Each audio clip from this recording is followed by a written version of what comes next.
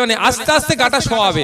একবারে যদি নামটা কেটে দেয়, আপনার পাড়ায় যারা বোমবাজি করে, যারা অনৈতিক কাজ করে, যারা মারধর করে, তারা ভয় পেয়ে যাবে। তো ওই জন্য আস্তে আস্তে সরাচ্ছে। জ্যোতিপ্রিয় মল্লিককে দল থেকে সাইড করে দিচ্ছে। একটা মন্ত্রী দীর্ঘদিনের মমতা ব্যানার্জির সাথে যিনি দল করেছেন, বিভিন্ন খারাপ সময় ভালো সময় মমতা ব্যানার্জির সাথে ছিলেন, তিনি ফেসে যাওয়ার ফলে তাকেও দল তার নামটাই বাদ দিয়ে দিচ্ছে। আপনার পাড়ার যে চারানার নেতা, চারানার নেতা মনে করি আমি এদেরকে আমি মনে করি চারানার নেতা। এই জন্য এদের কথা আমি বেশি পাত্তা দিই না, সিরিয়াস বলছি। আমার লড়াইটা হচ্ছে মমতা ব্যানার্জির সাথে, অভিষেক ব্যানার্জির সাথেও নয়, এটা মাথায় রাখবেন। আমাদের লড়াই ও মমতা ব্যানার্জির সাথে লড়াই। তো পাড়ার চারানার নেতা দাদা দিদিদের কথা শুনে এখন যারা হই হই করছেন, যখন ফেসে যাবেন আপনাদের দল আপনার পাশে থাকবে। তো এত অনেক আরো বড় বড় পদ ছিল, তিনি ফেসে যাওয়ার পরে তার দল তার পাশে দাঁড়ায়নি।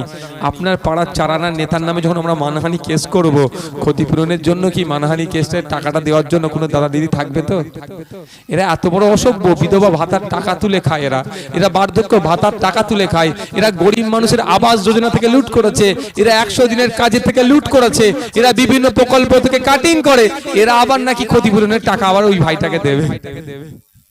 তাহলে ক্ষতিটা দিনের শেষে কি হবে? এই বুতের লোকটা যে দাদা দিদির কথা শুনে অন্যায় সংগঠিত করেছে, সে ক্ষতি হবে। আপনার পাড়ায় আউসান টাইপের যারা আছে, যারা চারানার নেতা আছে, পুলিশ থানার পাশে গিয়ে বসে থাকছে, তাদের উদ্দেশ্যে বলছি, জাতীয় পতাকা আপনাদের নেতৃত্বে ছিঁড়া হয়েছে, ছিঁড়ে আপনারা পানিতে ফেলেছেন, জাতীয় সঙ্গীত মাঝপথে বন্ধ করেছেন। এই নেতাগুলো প্রস্তুত থাকুন, আইএসএফ কিন্তু ভুলে যাওয়ার ছেলে নয়। আপনাদেরও ইঞ্চিতে ইঞ্চিতে হিসাব আইনের মাধ্যমে বুঝে নিয়ে হবে। তখন কিন্তু মমতা ব্যানার্জি কি বলবে? ওরা করেছিল, তো ওই আহসান করেছিল, ওই শওকত করেছিল, ওই আরাবুল করেছিল, এত অবধি আটকে দেবে। তাহলে আমরাও কিন্তু এদের সাথেই বুঝবো। আমার সামনে তার মমতা ব্যানার্জি এসে করছে, দেখতে পাচ্ছি না তো? জাতীয় পতাকা তো মমতা ব্যানার্জিকে ছিঁড়তে দেখেনি। এই আহসানদের নেতৃত্বে ছিঁড়া হয়েছে, কাইয়ারদের নেতৃত্বে ছিঁড়া হয়েছে, আরাবুল সাহেবদের, শওকত সাহেবদের নেতৃত্বে ছিঁড়া হয়েছে, জাতীয় সঙ্গীত মাঝপথে বন্ধ করেছে এদের নেতৃত্বে। আমরা এদের কাছ থেকে বুঝে নেব। এরা আজকে ভাবছে পুলিশ কেস স্টার্ট কেন করেনি। কেস কিন্তু আমি করে রেখেছি, আমি কিন্তু মেল দিয়ে রেখেছি, মাথায় রাখবেন। যে ঘটনা ঘটেছে, ভয়ঙ্কর ঘটনা ঘটিয়েছে, 3 বছর পর্যন্ত জেল হবে যে অপরাধ করেছে, আমি কিন্তু ছাড়বো না। একবার না একাধিকবার এরা করেছে। আমি কিন্তু প্রত্যেকটার কাজের কিন্তু মেল দিয়ে রেখেছি থানাকে, এসপি কে। হয়তো এরা কেস এখনো শুরু করেনি, মেলের কপি কিন্তু আমার কাছে আছে। আজকে কালকে পরশুদিন যে কোনো টাইম আমি যখন কোর্টে চলে যাব, কেস স্টার্ট করতে হবে। আমি ধরে নিচ্ছি এখন করব না, কিন্তু ভাই এক মাগে শীত যায় না, এক মাগে শীত যায় না।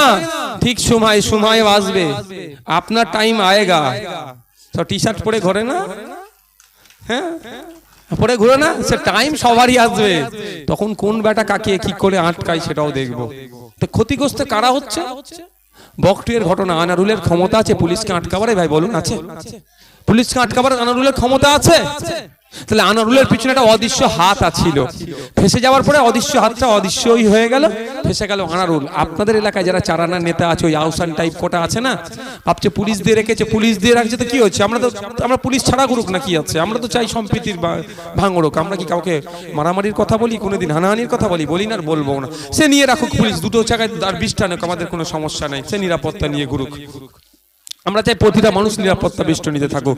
কিন্তু যখন ওনারা ফেসে যাবে, অদৃশ্য হাতের কথায় যখন আজকে যারা লড়াই করছে না, জাতীয় পতাকা মাঝপথে, জাতীয় সঙ্গীত মাঝপথে বন্ধ করে দিচ্ছে পরিবেশন, জাতীয় পতাকা ছিঁড়ে পুকুরে ফেলে দিচ্ছে, তাদের কিন্তু তাদের কি জবাব দিতে হবে, এটা মাথায় রাখবেন। তাই অনুরোধ করবো, দিনের শেষে প্রতিবেশী, এটা মাথায় রেখে রাজনীতি করুন।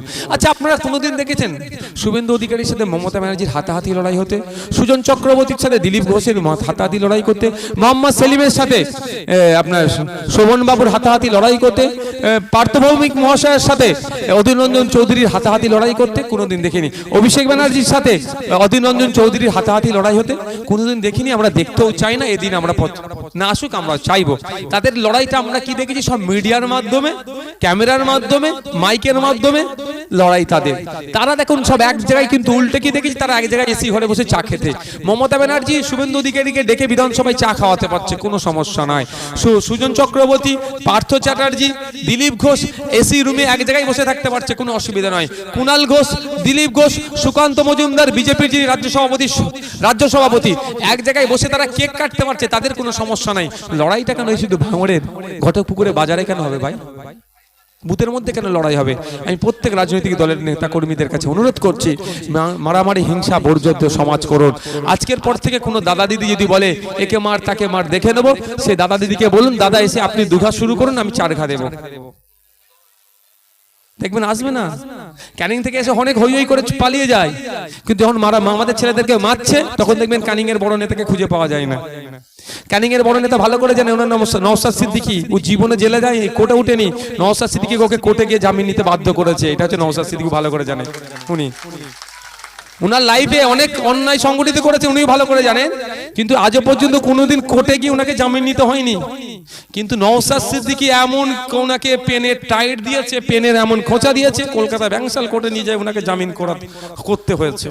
ও ভালো করে জানে নওশাদ সিদ্দিকী পেনের খোঁচা দিলে আমার বিপদ আছে।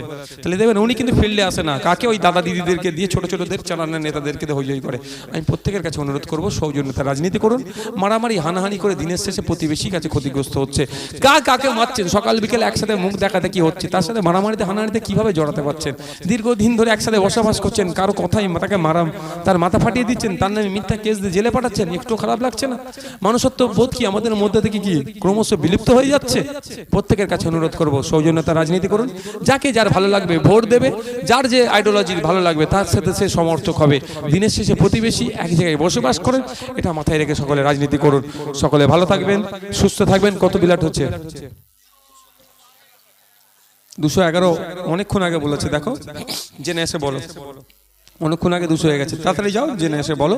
তো প্রত্যেককে অনুরোধ করব যে এখন রক্তদান শিবির চলছে, আপনারা আপনাদের মূল্যবান রক্ত দিন এই শিবির থেকে। এই রক্ত দিলে অন্যের যেমন প্রাণ বাঁচতে পারে, অন্যের প্রাণ যেমন বাঁচতে পারে, মুমূর্ষু রোগীর যাতে সুবিধা হবে, ট্রিটমেন্ট করতে পারবে। থ্যালাসেমিয়া রোগী যারা আক্রান্ত তারা তাদের রক্তের যারা হাহাকার দেখা দিচ্ছে, রক্তের যে ক্রাইসিস দেখা দিচ্ছে, কিছুটা হলেও ঘাটতি হবে। যখন রক্তদানের মাধ্যমে সম্প্রীতির বার্তা যাবে, ঐক্যের বার্তা যাবে, সৌহার্দ্যের পরিবেশ তৈরি হবে। ঠিক সাথে সাথে রক্তদান করলে মহিলারা প্রতি 120 দিন ছাড়া ছাড়া, পুরুষেরা প্রতি 90 দিন ছাড়া ছাড়া রক্তদান করলে ক্যান্সার রোগের সম্ভাবনা অনেক কমে যায়। স্ট্রোকের যে রোগ আসছে তারও সম্ভাবনা অনেক কমে যায়। তাই অনুরোধ করবো আপনাদের কাছে প্রতি 90 দিন বা 120 দিন ছাড়া ছাড়া বাপ ভাই মা বোনেরা আপনারা রক্ত দিন। রক্তদানের রক্তের যেমন ধর্ম বর্ণ জাত হয় না, ঠিক রক্তদান যেখানে প্রোগ্রাম হচ্ছে, কোন রাজনৈতিক দল করছে তারও আপনারা ভেদাভেদে যাবেন না, কোন ধর্মীয় সংগঠন করছে রক্তদান শিবির সেটাও দেখতে যাবেন না, কোন এনজিও করছে সেটাও আপনারা দেখতে যাবেন না, কোন ক্লাব এই প্রোগ্রাম করছে সেটাও আপনারা দেখতে যাবেন না।